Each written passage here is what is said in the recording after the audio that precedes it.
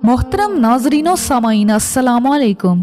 1975 में 12 रबीउल अव्वल को पैगम्बर इस्लाम की पैदाइश के दिन सऊदी अरब के शाह फैसल लोगों से मुलाकात कर रहे थे और कुवैती वफ्द भी मुलाकात के लिए इंतजार में था। शाह फैसल के भतीजे फैसल बिन मसाद इस कुवैती वफ्द से बातचीत करने में मसरूफ थे।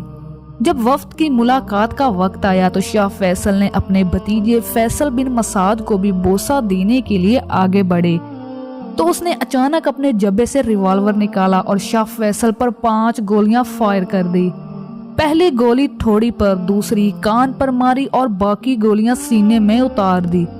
शाह फैसल के मुहाफिज ने मसाद पर तलवार का वार किया जो कि अभी म्यान में ही था। वहां पर मौजूद मुल्क के वजीर पेट्रोलियम ने गार्ड को चिल्लाकर कहा, शहजादे को हलाक न करना। फैसल बिन मसाद अभी भी इस जगह पर खड़ा था और गार्ड ने उसको उसी वक्त गिरफ्तार कर लिया। शाह फैसल को उसी वक्त अस्पताल लाया गया लेकिन वो जख्मों की ताब ना लाते हुए उसी वक्त इंतकाल कर गए। शाह फैसल के कातिल को उसी साल 18 जून को सऊदी अरब के दारुल हुकूमत रियाद के सबसे बड़े चौराहे पर सर कलम कर दिया गया। फैसल बिन मसाद 4 अप्रैल 1944 को पैदा हुए थे और शाह फैसल के कत्ल के जुर्म में उसको 18 जून 1975 में सजाए मौत सुनाई गई और कुछ ही घंटों में रियाद के मरकजी स्क्वायर में इनका सर कलम कर दिया। फैसल बिन मसाद की जिंदगी के बारे ज्यादा नहीं लिखा गया। वो तालीम हासिल करने के लिए अमेरिका गए। उनके साथ मंशियात भी जोड़ी जाती हैं और कहा जाता है कि वो एक मरतबा सऊदी अरब वापस आए तो उनका पासपोर्ट भी जब्त कर लिया गया क्योंकि वो बैरून मुल्क सऊदी मुमलिकत की बेइज्जती का सबब बन रहा है। इसने शाह फैसल को क्यों कत्ल किया? सऊदी अरब में आम तौर पर असल तहकीकात को मंजर आम पर नहीं आने दिया जाता और जब बात हो शाही खानदान की तो बात और भी हसास हो जाती है। कत्ल के बाद बहुत सी अफवाहें और क्यास आराइयों ने जन्म लिया। तहकीकात के बाद सिर्फ इतना ही बताया गया कि कातिल अकेला था, उसके इस अमल में कोई और शरीक नहीं था। शाह फैसल बादशाह बने तो सबसे पहले उसने अपने ही खानदान के लोगों को मिलाकर मुस्तकबिल में बादशाह चुनने के लिए कौंसिल बनाई कि अगला बादशाह किसको बनाना है। उसके बाद उसने खानदान के लोगों को अहम ओहदों पर फाइज किया जिनमें इनके सगे और सतीले भाई शामिल थे। शाह फैसल खुद शाह सऊद को हटाकर बादशाह बने थे। उन्होंने कई पॉपुलर फैसले भी किए जिनकी वजह से इनको अवाम में खासी पजीराई भी मिली। उनमें एक बात ये थी कि शाही खानदान के बच्चों को बाहर तालीम के लिए नहीं भेजा जाएगा बल्कि अपने ही मुल्क के स्कूलों में तालीम दिलवाई जाएगी। उसके बाद उन्होंने लड़कियों की तालीम पर बहुत ज्यादा जोर दिया।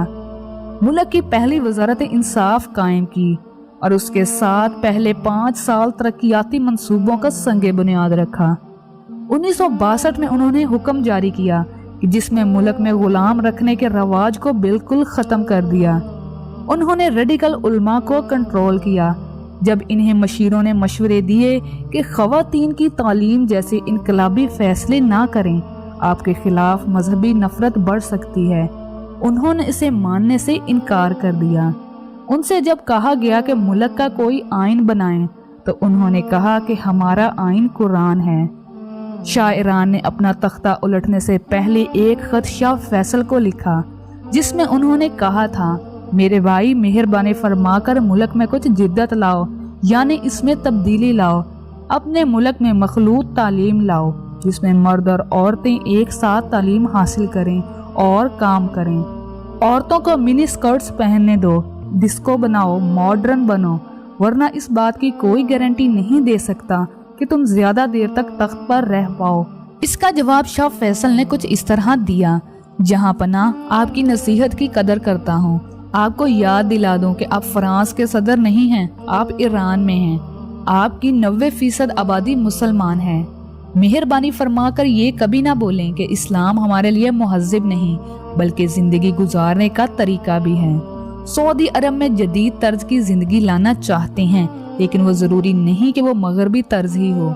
शाह फैसल अगरचा जिद्दत लाना चाहते थे, वो लड़कियों की तालीम के हामी भी थे। उन्होंने टीवी और रेडियो मुतारिफ करवाया था लेकिन फिर भी उनकी सोच मुख्तलिफ थी। 1973 کے عرب اسرائیل بحران کے دوران شاہ فیصل نے امریکی سیکرٹری خارجہ کو کہا، ہمیں اتنا تنگ نہ کریں کہ ہم تیل کے کنووں کو آگ لگا دیں اور خیموں میں واپس چلے جائیں۔ ناظرین، آپ کو آج کی ویڈیو کیسی لگی؟ اپنی قیمتی رائے کا اظہار کامنٹ باکس میں لازمی کریے گا۔ شکریہ۔